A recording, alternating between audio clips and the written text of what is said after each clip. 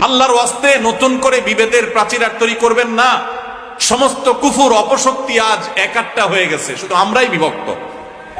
আমাদের এখন বিভক্তি দূর করে একবারে গলাগলি করে কাছে আসি হতে হবে, আমি এমনটা বলছি না।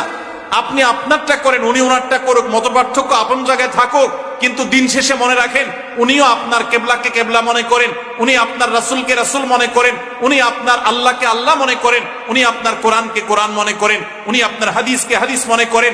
আপনি 5 ওয়াক্ত নামাজ ফরজ মনে করেন, উনি 6 ওয়াক্ত মনে করে না, 4 ওয়াক্ত মনে করে না, উনিও 5 ওয়াক্ত নামাজকে ফরজ মনে করে।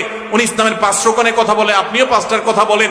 মৌলিক সব বিষয় আপনার সাথে তার মিল আছে, কিছু বিষয়ে যে অমিল আছে, পার্থক্যের জায়গা আছে, আপনি সুন্দরভাবে যৌক্তিকভাবে প্রমাণ দিয়ে, দলিল দিয়ে, যুক্তি দিয়ে, আপনার কথা দিয়ে, অনুপম আদর্শ দিয়ে, আপনার হিকমা দিয়ে, আপনার প্রজ্ঞা দিয়ে, আপনার জ্ঞান দিয়ে আপনি আপনার ভাইকে, যিনি ভুল পথে আছেন বলে আপনার মনে হয়,